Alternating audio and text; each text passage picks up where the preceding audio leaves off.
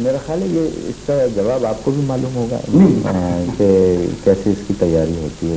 بات یہ ہوتی ہے کہ دیکھیے پہلی بات تو یہ کہ دیکھنا یہ ہوتا ہے کہ کس آدمی سے گفتگو کی جائے گی یا کس آدمی سے بات کرنی ہے, اس کا لیول کیا ہے, اس کی سے کیا ہے ہمارے سوسائٹی میں. اگر وہ سیلیبریٹی ہے کوئی تو اس کو اس حساب سے اس کی پھر تیاری کرنی ہوتی ہے. کہ صاحب مثال کے طور پہ میں کرکٹ کے معاملے میں اگر آپ مجھ سے کرکٹ کے بارے میں پوچھیں گے تو میں آپ کو ایک لفظ نہیں بتا سکتا کرکٹ کا. اور میں نے پاکستان کے ٹاپ کلاس کرکٹرز کے انٹرویو بالکل اور اس طرح کیے ہیں کہ لگتا ہے کہ جی میں کرکٹ کے بارے میں مجھے بڑی معلومات ہے. تو یہ ہوتا ہے کہ جب کسی ایسے شعبے کے آدمی کا انٹرویو کرنا ہوتا ہے جس کے بارے میں ہمیں کچھ نہیں علم ہے تو اس کے بارے میں پڑھنا پڑتا ہے, معلومات کرنی پڑتی ہے, دوسروں سے پوچھنا پڑتا ہے. Let's take another angle. جب آپ نے یہ کام شروع کیا, جیسے بہت سال پہلے جب کرکٹ لوگ ٹیسٹ شروع ہوتے تو پیسے کو نہیں, 15 روپے ڈیلی ملتے تھے. جب نے یہ کام شروع کیا تو یہ اس میں پیسے بہت زیادہ ملتے تھے کہ بڑے دیکھیے میں نے جب شروع کیا تھا تو میں اس وقت 50 روپے لیتا تھا. اچھا 50 روپے, وہ اس وقت کے 50 روپے سمجھ لیجئے آپ کے 5000 روپے ہیں. اچھا یعنی کرنسی. اچھا وہ ریٹ کمپیریٹیو ہائی تھا اس زمانے کا. 50 روپے بہت پیسے ہوتے. مطلب یہ کہ ٹاکنگ اباؤٹ 64 63 اندازن. اچھا اس زمانے میں مجھے پیسے جو کمیڈینز ہوتے تھے ان کو ملتے تھے 10 روپے 5 روپے, کہتے تھے صاحب یہ آپ کا کنوینس. میں نے کیا کیا اس زمانے میں جو کمیڈین یا انٹرٹینر کا جو کانسیپٹ تھا وہ یہ تھا بالوں میں تیل لگا ہوا. اچھا وہ پاؤڈر بھی لگاتے تھے چہرے پہ, چوڑے پائچے کی پتلون اور جناب چپلیں, اور سرما ورما بھی بعض کمیڈینز لگاتے تھے فنی لکس کے لیے یا پتہ نہیں, میں تو اس کو فنی لک سمجھتا تھا, شاید وہ یہ سمجھتے ہوں کہ خوبصورتی کی علامت ہے کہ وہ لگاتے تھے. تو میں نے ٹوٹل کانسیپٹ کو چینج کر دیا. مطلب سب سے پہلے جو کانسیپٹ آیا وہ آیا لباس کا. مثلا میں نے یہ کہا کہ میں یہ نہیں پہنوں گا کپڑے, یہ اچھے کپڑے نہیں ہیں, یہ پریزنٹیبل نہیں ہیں, تو میں نے سوٹ پہننا شروع کیا.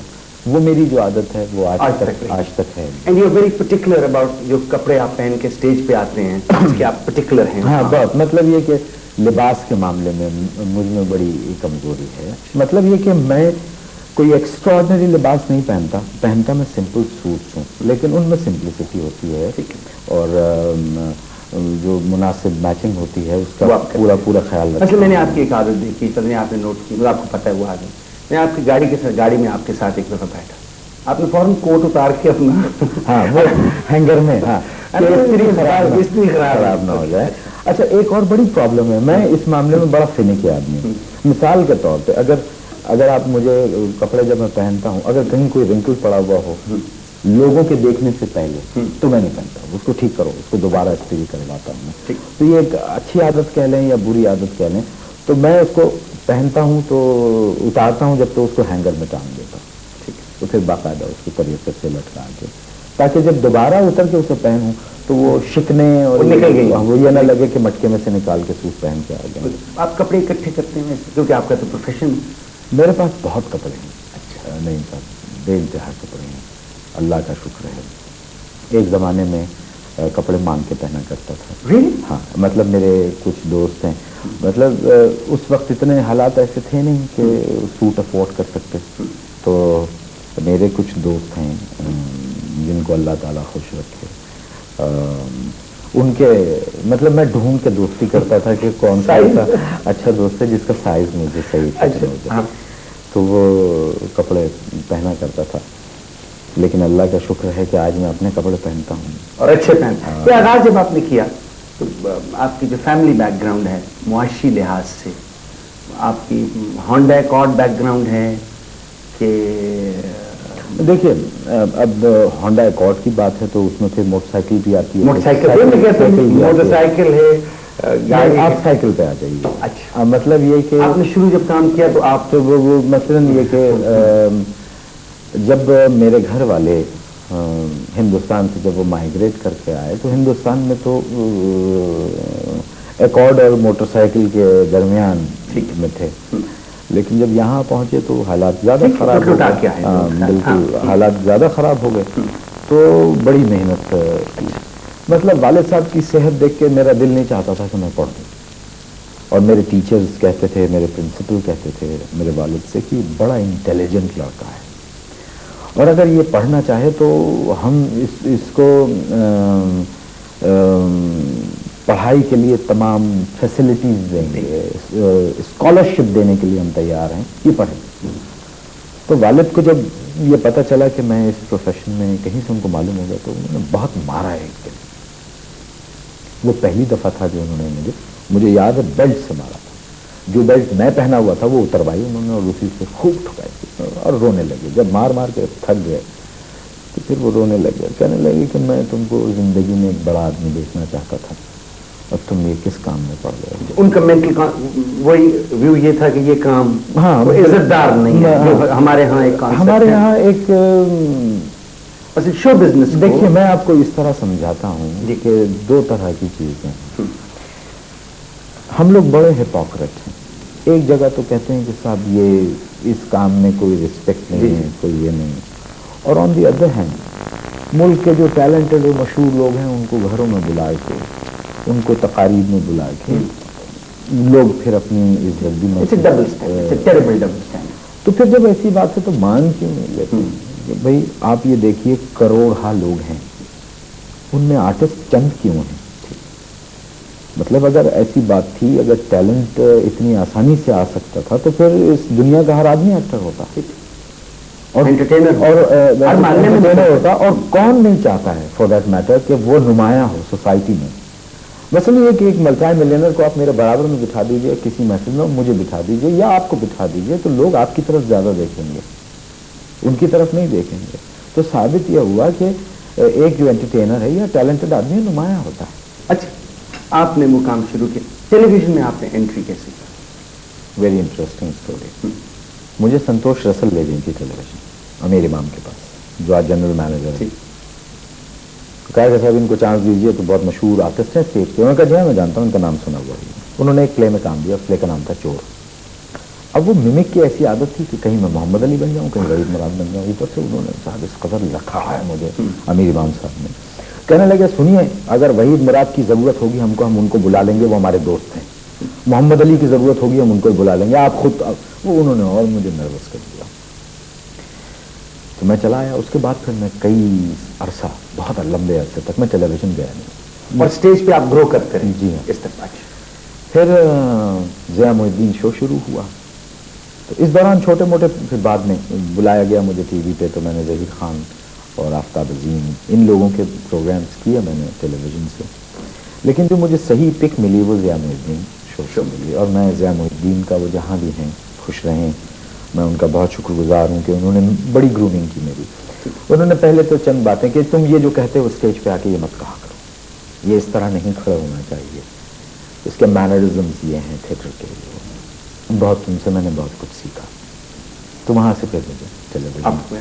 ضیاء محی الدین کے بارے میں let's go back to Zia Mohiuddin. وہ ٹوٹلی پروفیشنل آدمی, بہت زیادہ لائنیں اخیر تک یاد مارک آؤٹ کر کے. میں کہتا ہوں کہ اگر مجھ میں اتنا پروفیشنلزم آ جائے جتنا ضیاء محی الدین میں ہے, میں کہتا ہوں کہ مجھ تک پہنچنا پھر بہت مشکل ہوگا. مطلب وہ اتنے پروفیشنل نہیں, پر آپ اس سے آگے کہاں جائیں گے؟ نہیں دیکھیے اس کی کوئی لمٹ نہیں ہے. نعیم بخاری صاحب, آپ اس کو کوئی طے نہیں کر سکتے آپ کہ یہ لمٹ ہے میری.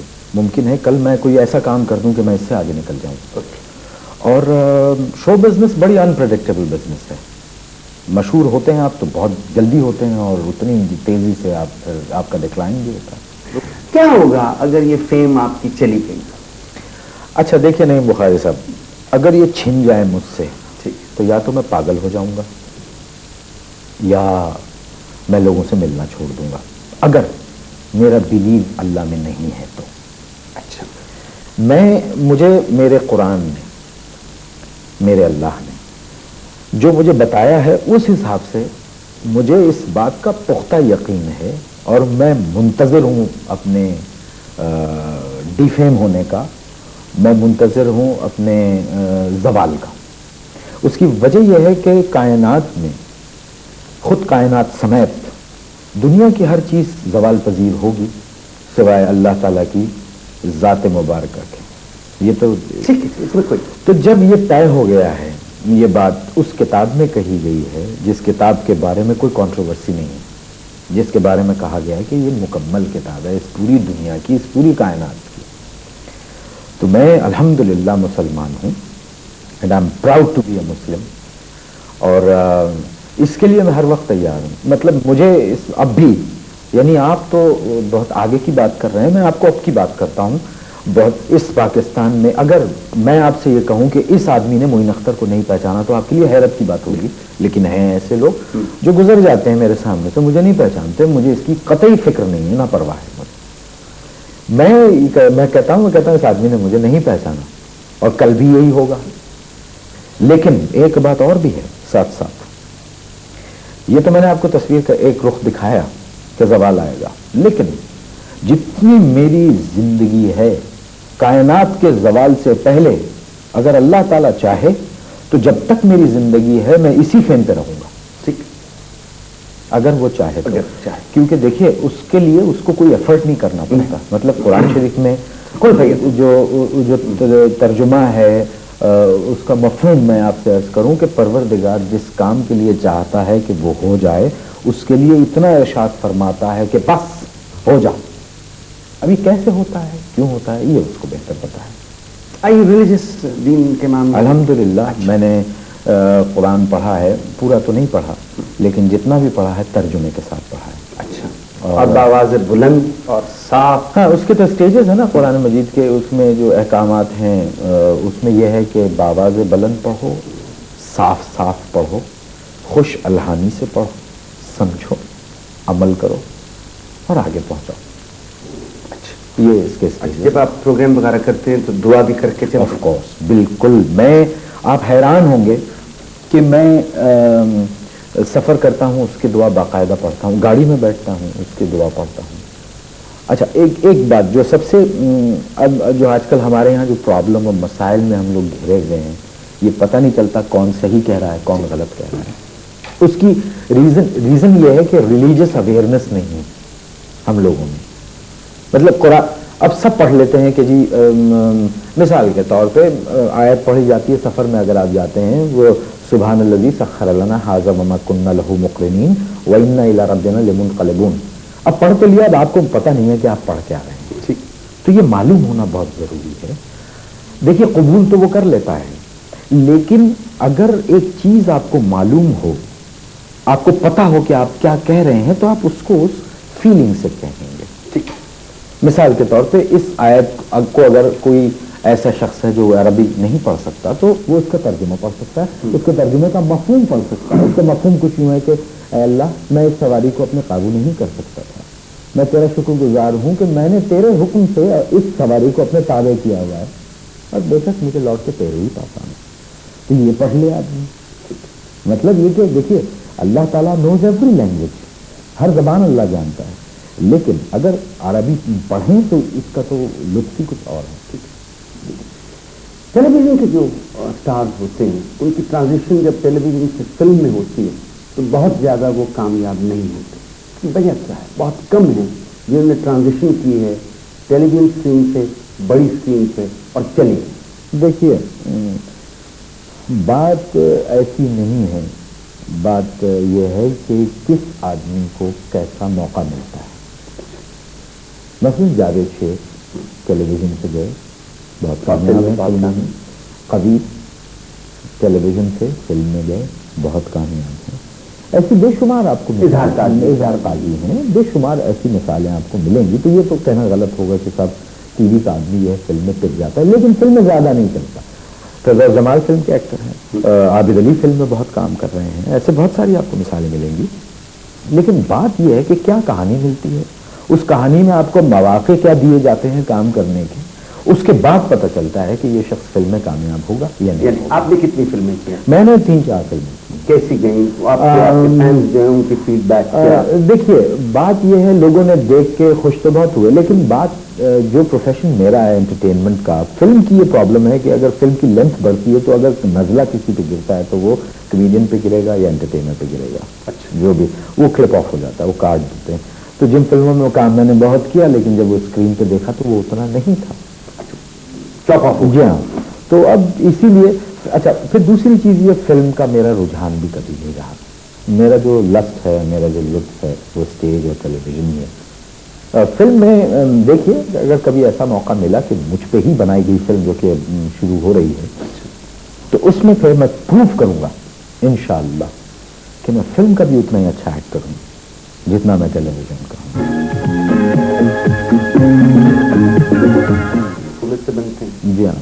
آپ کو اگر پیور اردو اسپیکنگ بننا وہ بھی, آپ چودھری بھی اتنے اچھے بنتے ہیں. جی. یہ آپ کیسے کر لیتے ہیں؟ نہیں, بات یہ ہے دیکھیے,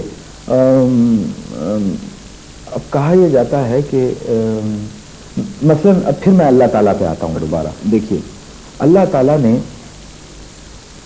اس دنیا میں بڑی چیزیں پیدا کی ہیں. مثال کے طور پہ قرآن میں ایک جگہ ہے, اس کے ترجمے کا مفہوم یہ ہے کہ دنیا کے سارے درخت اگر قلم بن جائیں اور دنیا کا سارا سمندر اگر سیاہی بن جائے تو وہ اللہ تعالیٰ کی صفات پھر بھی بیان نہیں کر سکتے. ٹھیک ہے, تو انسان بھی اللہ تعالیٰ ہی کی ایک پیدا کردہ چیز ہے اور اشرف المخلوق ہے, سب سے اچھی. بالکل. تو اس کو اپنی صلاحیتوں کا علم نہیں ہے جو صلاحیت اللہ نے کی ہے, وہ پھر مواقع اس کو ملتے ہیں, وہ ان کو استعمال کرتا ہے, تب وہ اللہ تعالیٰ کا شکر بجا لاتا ہے کہ پروردگار تو نے مجھے اتنا ٹیلنٹ دیا. مثال کے طور پہ نیشنل جیوگرافکس کی میں ایک فلم دیکھ رہا تھا, دی مسٹریز آف ہیومن مائنڈس. اس میں انہوں نے یہ بتایا کہ اب تک انسان جو ہے وہ اپنے دماغ کا صرف 60% جو صلاحیت ہے وہ استعمال کر سکا ہے. اب آپ 100% میں تو صرف 60% میں یہ ترقیاں ہیں. تو اب سوچیے اگر یہ پرسنٹیج بڑھ جائے گی تو کیا انسان کہاں تک پہنچ جائے گا. اور میں سمجھتا ہوں کہ یہ اس سے پہلے یہ دنیا فنا ہو جائے گی. Let's go back to your ability to do that. مثلا ڈسٹن ہافمن نے ٹوٹسی کی ہے. جی کیا. آپ نے روزی کیا. جی کیا. کیا فرق محسوس کرتے ہیں آپ اس کی پرفارمنس میں اور اپنی پرفارمنس میں؟ اب گول کے گئی مثال کے طور پہ دیکھیے, مطلب یہ کہ ہمارے ڈسٹن ہافمن کو آپ پسند کرتے ہیں. آپ نے نہیں, وہ دنیا کے چند بڑے ایکٹرز میں سے ایک ہے. بات یہ ہے کہ اگر میں کہوں گا تو لوگ کہیں گے صاحب معین اختر صاحب اپنی تعریف خود کر رہے ہیں, لیکن میں آپ کو جو حقیقت ہے, دیکھیے مجھے اس بات کی ضرورت زندگی میں کبھی نہیں پڑی کہ کوئی مجھے کرٹیسائز کرے. میں اپنا کرٹک خود بہت اچھا ہوں. مجھے پتا ہے کہ یہ میری کمزوریاں ہیں, مجھے اپنی کمزوریوں کا علم ہے, مجھے اپنی خامیوں کا علم ہے, مجھے پتا ہے میں کیا غلطی کر رہا ہوں, مجھے پتا ہے کہاں غلطی کرتا ہوں, مجھے ہر چیز پتا ہے. اور ہر اچھا اور ذہین آدمی جو ہے اس کو یہ معلوم ہونا چاہیے کہ اس کی ویکنیسز کیا ہیں, کمزوریاں کیا ہیں, تو اور اچھائیاں ہیں جو ہیں وہ. تو میں نے وہ فلم دیکھی, فلم میں نے بعد میں دیکھی, روزی کرنے کے بعد دیکھی. اب آپ کہیں گے کہ جب آپ ڈسٹن ہافمن کے فین ہیں تو آپ نے پہلے ٹوٹسی کیوں نہیں دیکھی. وہ ہوا یہ تھا کہ ایک دفعہ منگائی فلم دیکھنے کے لیے, وہ پڑی رہی, چلی گئی وہ فلم. تو مجھے سائرہ کاظمی نے کہا کہ فلم بھی کہا کہ تم یہ فلم دیکھو. تو میں نے سائرہ سے کہا, میں نے کہا سائرہ میرا خیال میں نہیں دیکھوں گا یہ فلم. اس کی وجہ یہ کہ اگر میں نے دیکھا اور میں نے کیا تو لوگ کہیں گے اس نے ڈسٹن ہافمن کی کاپی کی, اور وہ اگر دیکھیں گے تو وہ طاری ہو جائے گا, ظاہر ہے. تو میں نے اس کو اپنے طور پہ کیا. تو جب فلم بعد میں نے دیکھی تو مجھے یہ کہنے میں قطعی نہ شرمندگی محسوس ہوتی ہے, نہ آر محسوس ہوتا ہے کہ مرد والا رول ڈسٹن ہافمن نے اچھا کیا تھا, عورت میں اچھا بنا. وہ عورت اتنی اچھی, وہ عورت لگانے. اور ابھی آپ کے پاس میک اپ کی سہولتیں نہیں. اگر وہ ہوتی تو میں شاید اور بہتر کرتا ہوں اس کو. اور اگر پیسے آپ کو اتنے مل جائیں جتنے ڈسٹن ہافمن کو ملتے ہیں, ہاں $10 ملین اگر آپ مجھے دیں, پھر آپ مجھ سے رین مین کروائیں تو پھر میں آپ کو بتاؤں, یا پھر مجھ سے ٹوٹسی کروائیں تو میں آپ کو بتاؤں. اصل میں مسئلہ یہ ہوں, دیکھیے وہ صرف کام کرتے ہیں اور ان کی زندگی کی ساری جو پرابلمز ہیں اس کو ان کے مینیجرز ٹیک اوور کر لیتے ہیں. ہم لوگ کام ہی نہیں کرتے, باقی دنیا کا سارا کام کرتے ہیں. کراچی کی سٹیج کیسی فلرش کر رہی ہے؟ کراچی میں سٹیج نام کی کوئی چیز ہے ہی نہیں. اچھا. مطلب یہاں کوئی پراپر تھیٹر نہیں ہے. جو سنیما ہالز تھے ان کو کنورٹ کر دیا آڈیٹوریم میں, تو وہ بات کہاں پیدا ہوگی. لاہور میں البتہ مجھے بڑا لطف آتا ہے کام کرنے کا, اور وہاں کی آڈینس اتنے عمدہ ہے اور اتنے اچھے طریقے سے وہ پروگرام کو دیکھتے ہیں, ڈرامے کو, اور اپریشیٹ کرتے ہیں. اور آپ دیکھیں ڈرامہ وہاں پر پیرالل انڈسٹری بن گئی ہے ٹیلی ویژن اور فلم کی. بالکل بن گئی. 5 ڈرامے لاہور ایک ساتھ چلتے ہیں اور پانچوں کے پانچوں پیک ہوتے ہیں. تو हमें अफसोस है इस बात का कि कराची में इतनी ऑडियंस नहीं बन सकी ड्रामे की।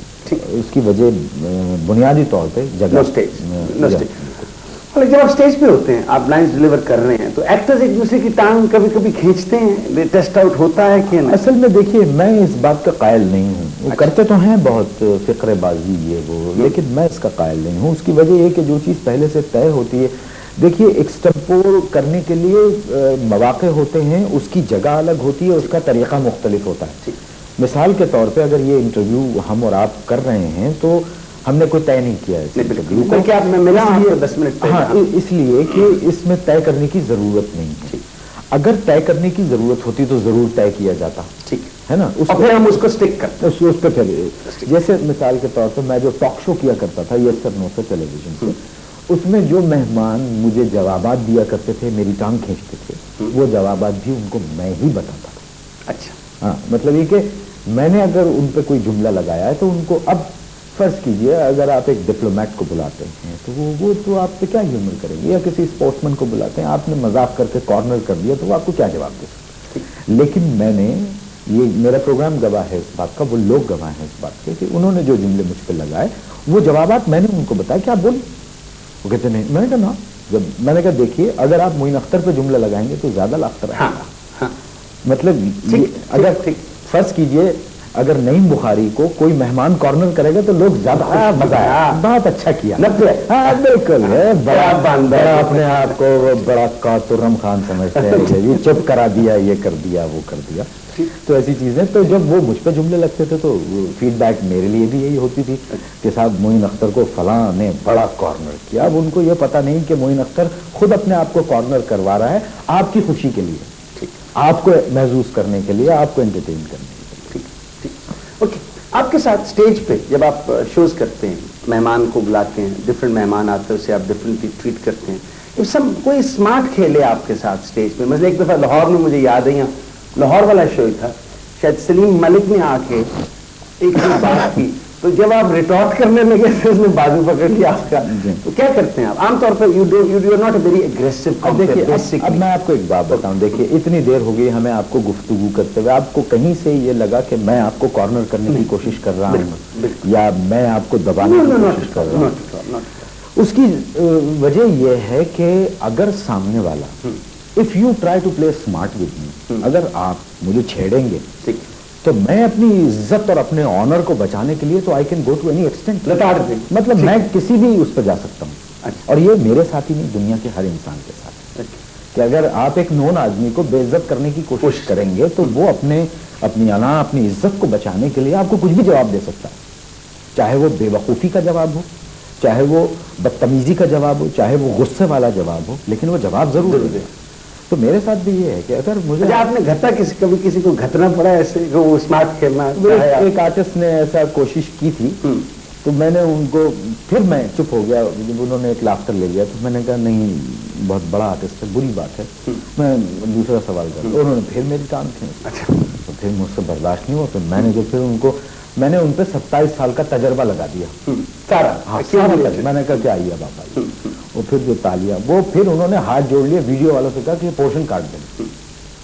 मिसाल के तौर पे अभी शफी मोहम्मद ने शो किया था, तो उसमें 2 आर्टिस्ट थे, एक उनके नाम मैं नहीं बताऊंगा, मेरे बड़े उनको पता लग जाएगा, दोनों मेरे दोस्त हैं। इन लोगों ने ये प्लान बनाया कि मोइन अख्तर को आज दबाएंगे, मतलब कॉर्नर करेंगे, तब वो कहीं उन्होंने कहीं मुझे छेड़ दिया।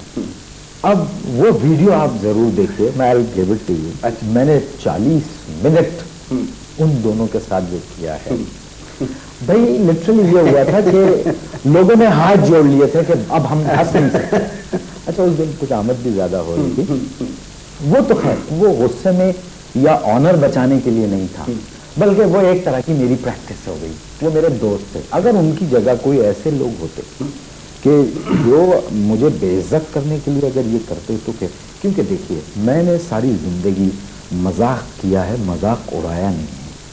मजाक करना एक अलग चीज़ है और मजाक उड़ाना बिल्कुल डिफरेंट चीज़ है। ठीक।